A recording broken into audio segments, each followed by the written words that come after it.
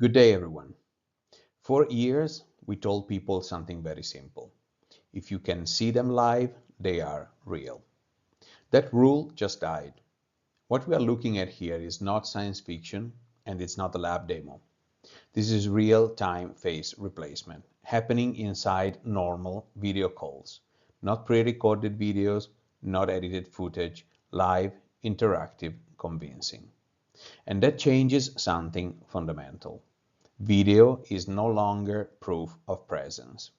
In this video, I want to show you what changed, why defenders are losing, and what still works, because most advice you hear today is already outdated. To understand why this is such a big deal, we need to zoom out for a moment. Fraud didn't suddenly become smarter, it became interactive. In 2019, scams were mostly built on stolen photos, static images copied from social media, easy to use and eventually easy to spot. But around 2022, we saw the rise of pre-recorded deepfake videos. More convincing, yes, but still limited. They could not react, they couldn't improvise, and timing always gave them away. What changed in 2025 is this last step, live face replacement. No noticeable latency, no special hardware, and crucially, it works directly inside everyday messaging app. That means the attacker can talk to you, react to you, answer questions, and maintain eye contact all in real time, while the face you see is entirely synthetic. This is not just a better fake, it's a completely new class of interaction. And this is the part that really matters, because this is where people misunderstand the threat. This is not hackers experimenting with cool AI tools. This is a product. These systems are sold openly on platforms like Telegram, not hidden forums, mainstream messaging platforms. They are packaged like consumer software. Clear interfaces, presets, simple controls, and they are designed for one primary use case: romance scams. The most dangerous part is this line you often see in the marketing: no technical skills required. That tells you everything. You don't need to understand AI, you don't need to understand video encoding, you don't even need to be particularly smart. You subscribe and you scale fraud.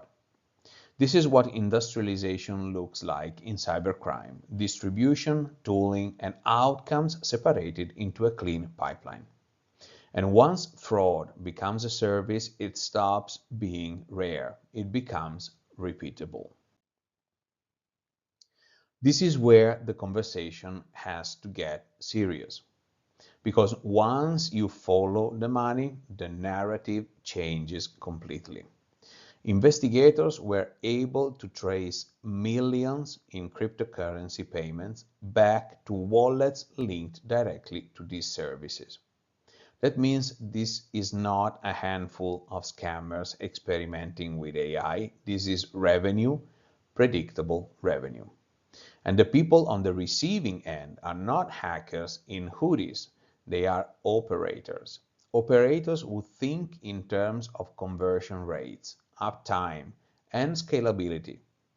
Once fraud becomes monetized like this, it behaves like any other business. It optimizes, it adapts, and it grows. And that's why we are seeing this spread so quickly. Not because the technology is clever, but because the economics work. Now, here's the uncomfortable part for defenders.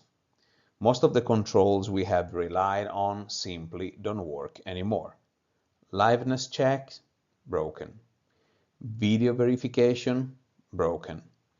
Wave your hand, turn your head, say today's date, broken. And the reason is simple. The attacker controls the camera, the face, and the timing. They see what you see, they hear what you hear, and they can react faster than a human ever could. These checks were designed for a world where video feeds were trustworthy. That world no longer exists. So if your security model is, let's say, still assuming that a live video equals authenticity, you're already behind, even if everything looks normal. It's also important to be very clear about who pays the price here. This is not abstract.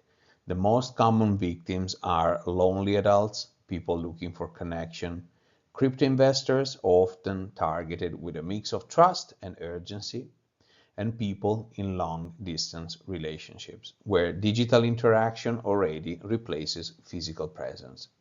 And the damage is not petty theft. The average loss is life savings, retirement money, college funds, entire financial cushions. That's why this class of scam is so destructive. It doesn't just steal money, it destroys trust, confidence, and often relationships as well.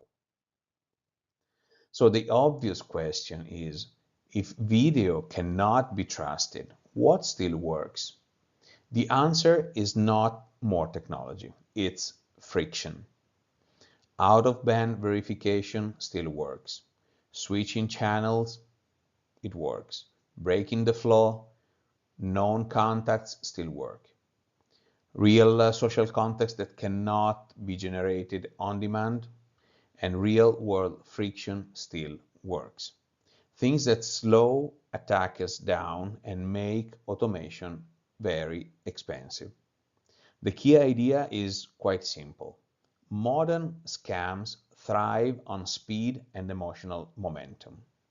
Anything that forces a pause, anything that requires real-world context, is still a powerful defense. This is not about paranoia. It's about updating our assumptions for a world where seeing is no longer believing. And now let's zoom out for a moment. The big takeaway here is pretty simple, but quite uncomfortable.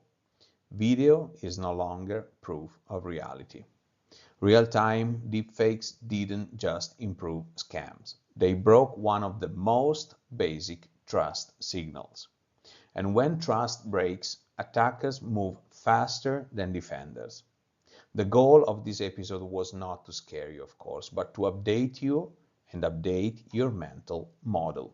Because security always starts with understanding how the world actually works. If you found this useful, consider liking the video and subscribing to the channel. It genuinely helps more people seeing this content, and it helps us keeping build the daily signal together. As we are heading into the holiday season, I just want to wish you all a wonderful Christmas and some real time off, even together with my assistant here. There you go.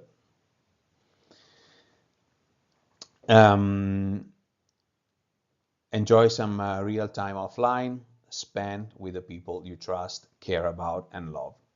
We'll be taking a short break and we'll be back on January 5th, 2026, with more episodes in the system fracture column and new deep dives into how technology keeps reshaping security. Until then, stay curious, stay critical. I'm Max, Point Break Security, and I'll see you in the next one.